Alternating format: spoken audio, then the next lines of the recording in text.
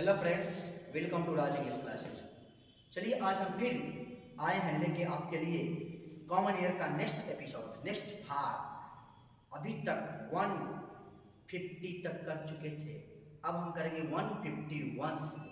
अगर इस चैनल पे नया है तो चैनल को सब्सक्राइब करना नहीं भूलिएगा, नहीं तो अभी कॉमन ईयर का बहुत भाग चलेगा और बार बार आप कॉमन ईयर देखते रहिएगा तो पूरा ग्रामर आपका कंप्लीट हो जाएगा। इसी में नेक्स्ट बार बार क्वेश्चन आएगा। प्रीवियस क्वेश्चन 80% पूछा जाता है एसएससी में, इसलिए ध्यान दीजिए। जो एसएससी का तैयारी करते हैं, रेलवे का तैयारी करते हैं या बैंक का तैयारी करते हैं, बार बार इस वीडियो को देखिएगा ताकि आपको एक भी कॉमन ईयर्स या इंप्रूवमेंट ना सीखे, फिल इन द ब्लैंक ना छूटे। क्योंकि जो fill in the blank common errors बनाते हैं तो रूल मिलता जुलता रहता है। इंप्रूवमेंट भी बनाएंगे तो यही रूल आएगा, फिल इन द ब्लैंक्स भी बनाएंगे तो यही रूल आएगा। इसलिए आप एक बार कम से कम पूरी कॉमन ईयर देख ले, फिर हम कॉमन ईयर के बाद हम इंप्रूवमेंट का सीरीज लाएंगे, फिर हम और फिल इन द ब्लैंक्स का सीरीज तो चल जाएंगे। तो चलिए आज हम देखते हैं कॉमन ईयर्स का नेक्स्ट क्वेश्चन। देखिएगा यहाँ पर, देखिए इस क्वेश्चन को, एक तो ऑल का है तो मेंबर का ही मेंबर्स होगा, इसमें एस छूट गया। In the terms bigger shouting at each other. देखिए इस वर्ड को ध्यान दीजिए, ईच अदर। चलिए हम लिखते हैं, एक होता है ईच अदर और एक होता है वन अनदर। ध्यान दीजिए, एक होता है ईच अदर और एक होता है वन अनदर। जब बात दो की हो, जब दो व्यक्ति अपने अपने कार्य से एक दूसरे को प्रभावित करता है तो ईच अदर का प्रयोग करें। जैसे Ram and Shyam help each other, Ram and Shyam help each other. दो व्यक्ति की बात हो रही है तो ईच अदर का प्रयोग करते हैं। अगर दो से अधिक व्यक्ति अपने अपने कार्य से एक दूसरे को प्रभावित करें तो वन अनदर का प्रयोग करेंगे। जब बात दो की हो तो ईच अदर, और जब बात दो से अधिक की हो तो वन अनदर का प्रयोग करते हैं। जैसे राम श्याम मोहन सोहन एंड कीर्तन हेल्प वन अनदर। इसलिए ध्यान रखिएगा, जब बात दो की हो तो ईच अदर का प्रयोग, जब बात दो से अधिक की हो तो वन अनदर का प्रयोग। यहाँ पर दे रहा है ऑल। ऑल मतलब ही होता है दो से अधिक, दो नहीं दो से अधिक। दो की बात होती तो बोथ का प्रयोग करता, इसलिए ऑल है, इसलिए ईच अदर की जगह one another, one another. Option number C. चलिए नेक्स्ट क्वेश्चन देखते हैं। देखिएगा नो सुनकर कर, अभी हम बताएं नो सुनने के साथ तुरंत, देखिएगा नो सुनने के तुरंत बाद आदमी वक्त है डी दिया है, उसके बाद सब्जेक्ट चाहिए, उसके बाद V1 चाहिए। तो देखिएगा V1 है यहाँ पे, कोई दिक्कत नहीं। तो नो सुनर के साथ सब्जेक्ट, नो सुनर के तुरंत बाद हेल्पिंग वर्ब डी दिया है, उसके बाद सब्जेक्ट, उसके बाद V1 या V3, उसके बाद कंजंक्शन, उसके बाद ऑब्जेक्ट, उसके बाद कंजंक्शन के रूप में ध्यान लगता है। नो सुनर के साथ कंजंक्शन के रूप में क्या लगता है? ध्यान लगता है। हमेशा ध्यान रखिएगा, नो सुनर के साथ कंजंक्शन के रूप में ध्यान लगता है, इसलिए यहाँ पर दैट की जगह DHAN दैन होगा, दैट की जगह दैन होगा। ऑप्शन नंबर होगा सी। चलिए नेक्स्ट देखते हैं। ए pair of shoes wear standing in the, double double लिखा गया है, इन द कॉर्नर। अब देखिए ध्यान दीजिए, ए पेयर ऑफ शूज का रहा है। शूज वैसे तो प्लरल है, प्लुरल फॉर्म लेता है। संसार के वैसे सारे वस्तु जो दो एक ही प्रकार के अंगों से मिलकर बने, एक अंग अलग हो जाने पर बिल्कुल बेकार हो जाते हैं। जब रहेगा प्लुरल रहेगा, प्लुरल बनेगा। Shoes, trousers, slippers, scissors, binoculars, ये सब प्लुरल है। लेकिन इसमें अगर ए पेयर ऑफ जोड़ देंगे ना तो सिंगुलर समझकर सिंगुलर बोल देंगे। A pair of shoes are missing नहीं, a pair of shoes is missing होना चाहिए। इसलिए यहाँ पर वर नहीं वॉच होगा, वर नहीं वॉच होगा। Option number B. चलिए नेक्स्ट क्वेश्चन देखते हैं। The government decided to stop all, all के बाद आने वाला नाउन प्लुरल होता है। ऑल द सेल नहीं सेल्स होता है, ऑल सेल्स मतलब नीलामी। चलिए ऑप्शन नंबर होगा बी। अगला, the advocate linked the matter to the media, इसमें कोई एरर नहीं है। Next, if I would have, देखिएगा इफ आई वुड हैव कर है, what a bad person my friend is, I would have कर, ध्यान दीजिएगा। आई वुड हैव ध्यान दीजिए। एक सेंटेंस में दो बार वुड हैव का प्रयोग नहीं होता, एक बार वुड हैव का प्रयोग होगा और एक बार पास्ट परफेक्ट का टेंस लगेगा। ध्यान दीजिए, एक सेंटेंस में 2 बार वुड हैव का प्रयोग नहीं होगा, एक बार वुड हैव और एक बार पास्ट परफेक्ट का प्रयोग होगा। अब कौन भाग में पास्ट परफेक्ट होगा? देखिए, जिस भाग में इफ हो, अनटिल हो, अनलेस हो, व्हेन हो, बिफोर हो, आफ्टर हो, उस भाग में कभी वुड हैव का प्रयोग नहीं होगा, उस भाग में पास्ट परफेक्ट का टेंस लगेगा। इसलिए यहाँ पर वुड हैव नहीं है। इसको डिटेल में रूल देखते हैं, देखना चाहते हैं तो इससे पहले वाला वीडियो आप जरूर देखेंगे, पूरी तरह से समझाया गया है, पूरा स्ट्रक्चर तैयार करके दिया गया है। ठीक, चलिए नेक्स्ट क्वेश्चन देखते हैं। Our Vedas and Upanishad asked us नहीं, देखिए सिंपल सी, ये तो यूनिवर्सल ट्रूथ है तो प्रेजेंट इंडेफिनिट में होना चाहिए, तो टीच अस, मुझे सिखाता है, अस के जगह पर टीच होगा, ऑप्शन नंबर होगा बी। चलिए नेक्स्ट क्वेश्चन देखते हैं।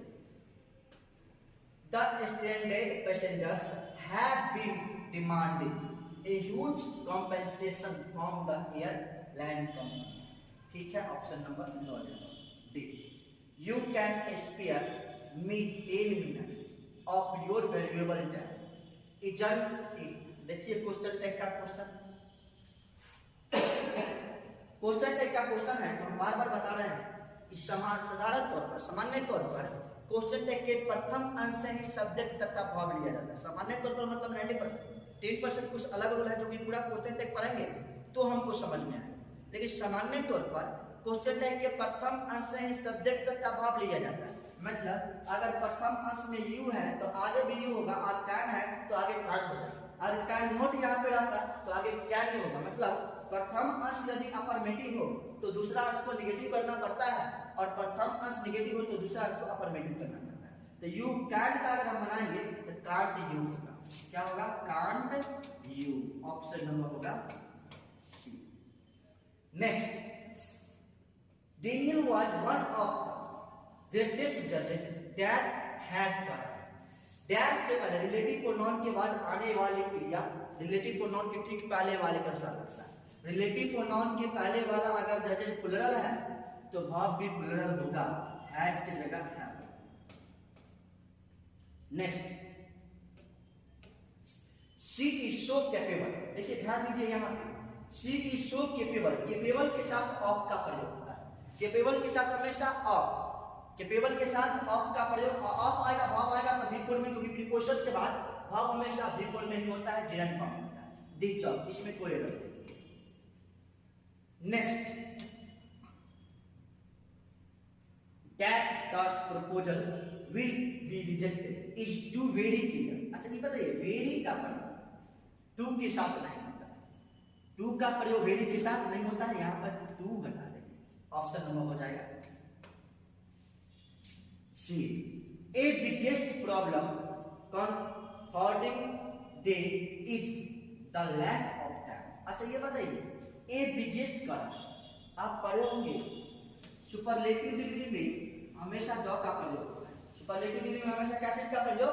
द का प्रयोग होता है। तो ए बिगेस्ट नहीं, द बिगेस्ट होना चाहिए, ई एस टी लगा हुआ है, इसका मतलब ये बिगेस्ट सुपरलेटिव डिग्री है, तो यहाँ पे द बिगेस्ट होगा, द बिगेस्ट, ऑप्शन नंबर अगला। He is junior than the team leader by only a few months। आप इस वर्ड को ध्यान दीजिए, I O R, जूनियर। सामान्य तौर पर कंपैरेटिव डिग्री के साथ than का प्रयोग होता है। He is longer than I, he is longer than I, लेकिन I O R से अंत होने वाले वर्ड के साथ जूनियर होगा, सुपेरियर होगा, इंफीरियर होगा, या कोई भी I O R से अंत होने वाला वर्ड होगा, उसके साथ हमेशा टू लगता है। You are senior to me, you are senior to me, you are junior to me। तो I O R जिसके अंत में होगा उसके साथ हमेशा टू लगेगा, ध्यान का प्रयोग नहीं कीजिए। एक वर्ड और है जिसके साथ टू लगता है, प्रेपर के साथ टू लगेगा, प्रीफरेबल के साथ टू लगेगा, प्रेपर के साथ टू लगेगा और प्रीफरेबल के साथ भी टू लगेगा। अब यहाँ पे देखिएगा, ही इज जूनियर है, जूनियर के साथ ध्यान लगा हुआ है जो कि गलत है, आंसर हो जाएगा जूनियर टू, आंसर हो जाएगा junior to, option number B. अगला, kindly send this letter on the address given to you, इसमें कोई एरर नहीं है, आंसर हो जाएगा नो एरर, आंसर होगा no error. Next, they have been prohibiting me for कर। देखिए प्रोहिबिट के साथ फॉर्म का प्रयोग होता है। प्रोहिबिट के साथ फॉर्म का प्रयोग होता है। प्रोहिबिट के साथ फॉर्म का प्रयोग होता है। प्रिवेंट के साथ फ्रॉम का प्रयोग होता है। इसके साथ हमेशा फ्रॉम का प्रयोग। प्रोहिबिट के साथ प्रिवेंट के साथ मतलब जिसका मतलब होगा रोकना, उसके साथ फ्रॉम का प्रयोग। क्या चीज का प्रयोग? फ्रॉम का। यहाँ और के जगह फ्रॉम। ऑप्शन नंबर होगा B. Next, the victim tried to tell us what had done. यहाँ ट्राइड है, ट्राइड तो पास्ट है तो आगे भी पास्ट ही होगा। यहाँ हैड हटा भी देंगे तो कोई फर्क नहीं होगा। यहाँ व्हाट हैड डन कोई। अगर he has no right to attend this meeting since he has not been invited for।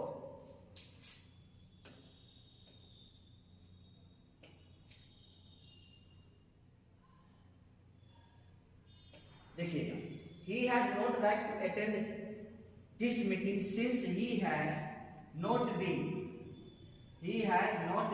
for the same। देखिए ये सेम वर्ड को ध्यान।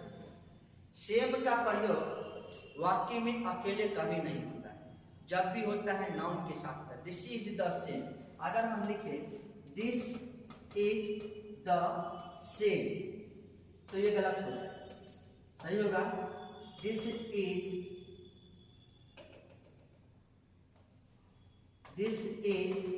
द सेम पेन दे दीजिए, बुक दे दीजिए, मतलब कोई भी नाउन आए। ध्यान रखिएगा, सेम का प्रयोग वाक्य में अकेले कभी नहीं आएगा, जब भी आएगा नाउन के साथ। यहाँ द सेम कर रहा है, इसका मतलब ये सेंटेंस ये पार्ट गलत है। यहाँ इट कर दीजिएगा, उस सब के यूज, उस सब के लिए इट का प्रयोग करें। अगर the dog burst on a near sees कर। अच्छा ये बताइए, ये पास्ट में मान के चलिए D2 सब्जेक्ट है, ए डॉग परसिस्ट ऑन और नियर ट्री पास्ट है। एक पास्ट तो सब पास्ट सी की जगह सौ होगा। सी की जगह क्या होगा? सौ होगा। Option number B. देखिए इधर भी पास्ट में।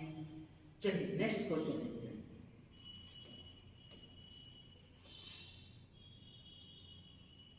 Last 2 years Italian prisoners of war escapes कर। देखिए यहाँ पर तो लास्ट 2 years, इसका मतलब सेंटेंस पास्ट में होना चाहिए और एस्केप के साथ फॉर्म का प्रयोग होता है। एस्केप के साथ कोई भी क्वेश्चन फॉर्म का प्रयोग, फॉर्म दिया गया है, लेकिन सेंटेंस लास्ट पास्ट एगो बिफोर स्टडी थे, सिंपल पास्ट, इसलिए एस्केप्स की जगह एस्केप्ड होगा।